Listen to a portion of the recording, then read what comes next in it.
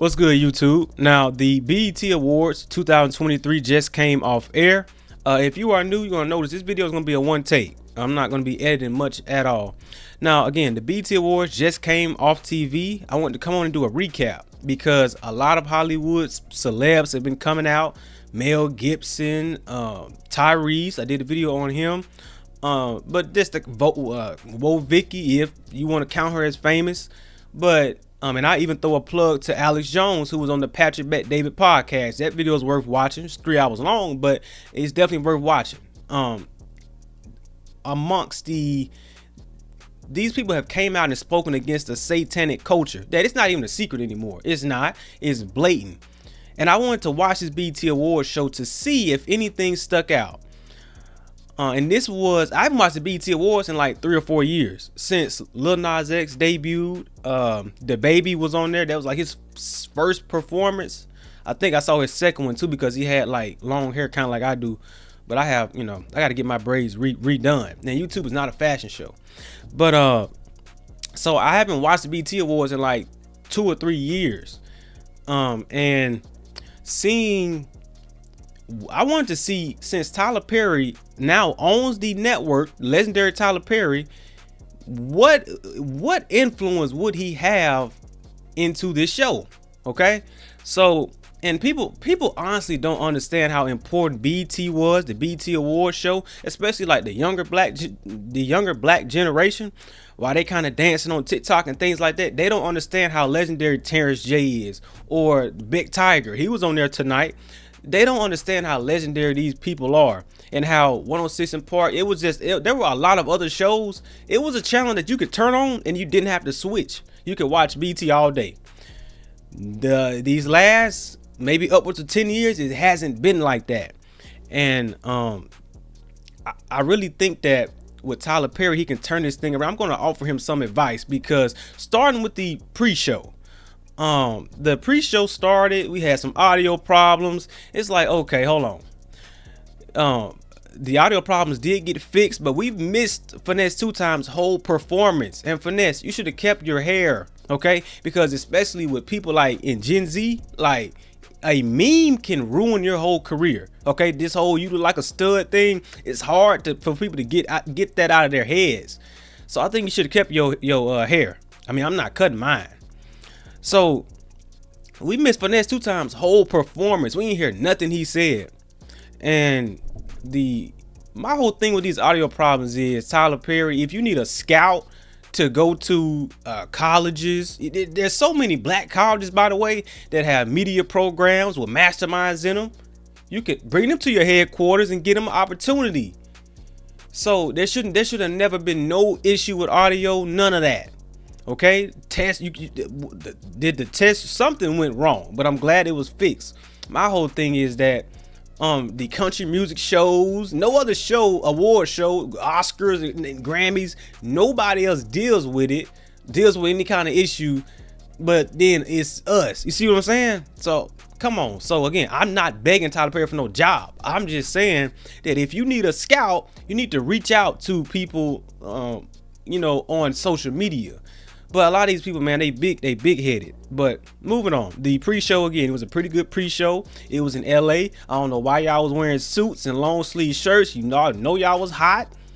But towards the end of this pre-show, there was everybody in the crowd was gifted free Burger King gift cards. Thank you, BET. Thank you, Tyler Perry. That's exactly what the black community needs. More high blood pressure. Okay, why would we need to be talking about public health? Here's what you should have did, Tyler Perry. You go down to Atlanta, here's what you do, but you gotta pay. You have to pay I believe her name is the Slutty Vegan. Pay her to cater that whole crowd. A lot of people don't like Burger King. A lot of people don't like vegan food, but there will be a lot of people optimistic in the crowd who, again, because I've tried vegan pizza, I've tried vegan tacos. These things they're good. So again, you just give people options instead of just selling out and taking the bag from Burger King. That's a sellout move. You just accept the bag. And we're going to talk about sellout moves during the show as well. But yeah, you just sold to Burger King. Like, aren't you a billionaire, Tyler Perry? You ain't willing to. So again, we have capitalism for good and we have capitalism for bad. That is a bad form of capitalism. Selling out Burger King. I wouldn't even take a female to Burger King. Like, I'm single, but I'm saying I wouldn't even take a female there. I wouldn't even want to harm her body like that to go to Burger King. But the pre-show, again, it was good. For the most part, it didn't seem like anything happened that stuck out from a observing perspective from my view. Now, when we get to the show, because the pre-hour was like 1 hour, the show itself, the BET Awards show, opened with Lil Uzi, who he didn't rap a bar, because his song right now is just the beat and ad libs. And the boomers will probably say, y'all think there's music and all that. I hear it all the time. But I know Uzi, the Sugar Hill Gang. I knew a lot of these guys, but the Uncle Luke and all these other individuals, I was just very unfamiliar with, to be honest, because the people I grew up around, like, they listened to like Frankie Beverly Mays, Charlie Wilson, Smokey Robinson. They were more blues and soul. So a lot of these hip hop heads, I'm just unfamiliar with. But again, I'm in a musical family. Like, we're connected to T.I. We, like, my cousin worked for Hustle Gang ENT. So, and I also got a cousin right now who's producing for Top.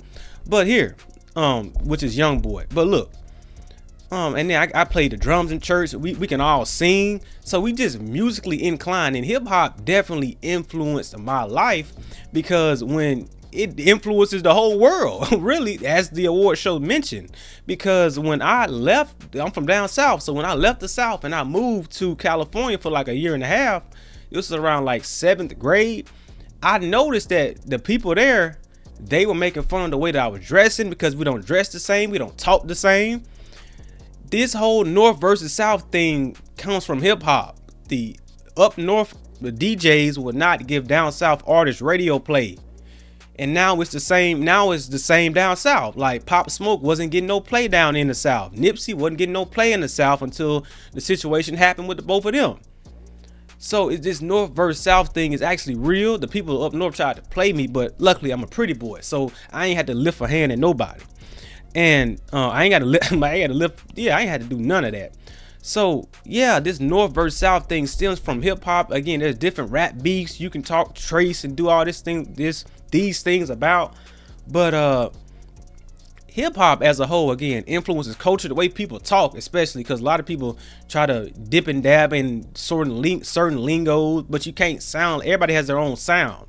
Everybody sounds unique. And I think that's a good thing about America. If everybody talk like Ben Shapiro, Putin drop a nuke, it's over. It'll be boring.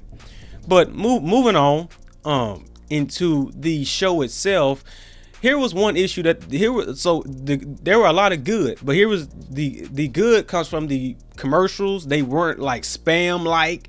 They were actually commercials trying to now there were, like, again, there was a few money grab commercials, but in terms of it being like, these are better commercials than the Super Bowl, from my opinion. It didn't feel like spam at all. But during the show itself, a segment came up about talking about mental health, and BT again sells out. We want to talk about mental health, but it's brought to you by McDonald's. And it's like, if you want to just talk about mental health because you're saying that you have to do this segment because it's a paid segment. You see what I'm saying? So what should have happened is you just get a mental health advocate, just give her the mic, let her speak 10 or 5 minutes, however you want to do it. Let her give her plugs and move on. Don't say this is brought to you by. It's like every time they try to say some type of accomplishment or try to, it was brought to you by a sponsor. So you're just selling out for the bag. So BET, man, that is a problem. And then going back to these commercials, there was a commercial about hair discrimination. I believe in Texas, the governor just signed a bill on it. Okay. If you're gonna talk about hair discrimination, you also got to talk about how in the workplace, at places like Twin Peaks, Hooters, strip clubs, if you're more towards the dark skin perspective side, you're less likely to get hired. In terms of we're talking about females. Okay, so maybe there. So can we talk about the benefit to affirmative action being overturned by the Supreme Court? I mean, I would think that would be so. If you get what I'm saying, like if we're gonna talk about these things, let's go all in. Let's not act like it's problem. Fight. You don't show any good. Okay, it's the same network, by the way. You didn't show Kevin Samuels any support while he was alive. You waited until he perished, and then you talked about him. That was just odd, completely odd. So again, these people in Hollywood, man, they're so big-headed. Here we go with the show again. The show itself, it featured T.I. Again, my cousin again worked for T.I. and I like T.I. because he sat down and talked to Candace. I really believe that we do have to all stick together. You got to stick together, and especially on the internet, you have a lot of bots. So maybe it's a lot of bots saying these things. They wish other people pass away. If you really love black people, why are you wishing another black person passes away? No, I want everybody to live long, 100 years. Like, why would you? Why? But again, I don't know if these are bots saying it or real people. Overall, you just have to find a way to stick together. Everybody, again, I salute T.I. I salute MC Light, I think was the host of this show, right? So again, I salute her. Our fight did break out. And one comment on Twitter that was going crazy about the fight between Uzi and JT. People were saying that it wouldn't be black entertainment without violence. The whole thing is this: like, a lot of females apparently that they had like secret animosity for one another, and it's like, why? That's really a whole topic for a whole nother video. The secret animosity females have for each other. Ice Spice is just on top. Okay, and she was really robbed of the Best New Artist award. Salute to Coco, but come on, Ice Spice or Glorilla. And these two females, by the way, the reason I like them, because they're actually natural females. They don't have any BBLs. They both sound different. One from Memphis, one from New York. This is what, again, you may not like what they rap about. And I don't really listen to their music like that, but the whole thing is the natural female wave is here. Okay, the BBL wave seemingly is passing. And this is what we need to get back to. Women wearing your natural hair is perfectly fine. So yeah, being you, don't try to look like a Barbie doll. Okay, just be you. So overall, during this show, I heard the mention of God a lot, and that was good from the artist itself. This show, you didn't take a segment 5 minutes to what they did, I guess, what they remembered, like sort of older hip-hop people like in the history who had passed away, but the show itself did not really have a spiritual sort of lean or slant to it. I think they could at least just got up there for 5 minutes and just maybe did a prayer at the end, but it's always been a hype show, so they've never really did this. But I'm just nitpicking, to be honest, because I think that it's just so much that this network, it meant to people growing up in the early 2000s, and to see it just go downhill like what it has been, is honestly crazy. Terrence J, Big Tiger, and then Terrence J had a host on 106 & Park. She was a legend too. These people like Soulja Boy, legendary. He was the first vlogger on YouTube. He literally was. I was watching him when I was a kid. He was the first one to have. Everybody wanted a T-Mobile sidekick because Soulja Boy had one. Then he had an Xbox T-Mobile sidekick. Those videos are still up on YouTube. So it's just so much. So again, when we talking about the first ever vlog, it wasn't no PewDiePie, none of these guys. It was actually Soulja Boy, and that's just what it is. Overall, again, the show was good going into the future. So again, I didn't see any Satanist, sort of leans to it. They didn't really talk about grooming. They didn't talk about any of that. Going after people kids. Yeah. So they didn't talk about buying a note. No, they didn't do any of that. They kept it right on music, right on task. Buster got his flowers. Buster Rhymes, salute him. But again, he's from New York. I'm from down south. They don't really hold much weight in the south. But I salute him. He's definitely, people can say he's legendary. My whole thing is this. This show was actually good, again, because I didn't really see anything satanic. But going into the future, I think this was a good start. During the commercial breaks, again, I didn't really see a show that would really probably have me tuning back in. I think another show But I'm going to be tuning in to just watch this network and see what Tyler Perry is going to be doing, because I just know he's a mastermind. And a lot of people, well, it's not a lot, but a few people I've seen criticize Tyler Perry because he wore a dress to get to where he's at. And that is like a cheat way. And what I say at the beginning, all money is not good money. So you did kind of put on a dress, you kind of caved to Hollywood a little bit. You accept the bag from Burger King, you accept the bag from McDonald's to talk about mental health. So we still got some problems, but overall, I just look for the positive in things. That's just how I've always been. So I'm just looking to see, going forward, Tyler Perry, how you gonna turn this ship around. I think you should. What you have to do is maybe come to YouTube, go to Instagram or Twitter. You have to start elevating influencers. The days of hiring people and putting them on TV, those days are really over. People follow the person. That's sort of how. That's from my perspective. Again, Gen Z, early to almost mid 20s. This is just how I see it. So you really need like a powerhouse sort of host or show. Maybe bring 106 and Park back. You could do that, okay? But because I still don't understand why y'all canceled it. There was no real reason why. You could always reboot something like Pimp My Ride, but that was MTV. So, but you get what I'm saying. You have to bring back these newer shows again. I'm going to tune in to see what they all about. Black Ink Crew is okay. You know, a whole bunch of people watch that I know of. But my whole thing is, Tyler Perry, man, you could really change something. You can really do it. And again, my email is in the description box. If anybody from BET watching, you need real feedback, not no sugarcoat, reach out. Okay, I'm not begging for no job. I promise you I'm not. You just look in my eyes and see I'm so serious. But overall, this was a good BET Awards show.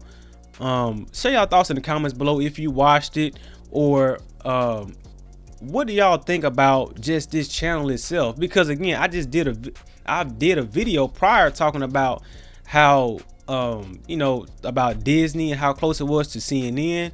These were the only channels that I would watch: BET, MTV, Nickelodeon, Disney. Okay, everything else was pretty in CNN. That was everything else irrelevant.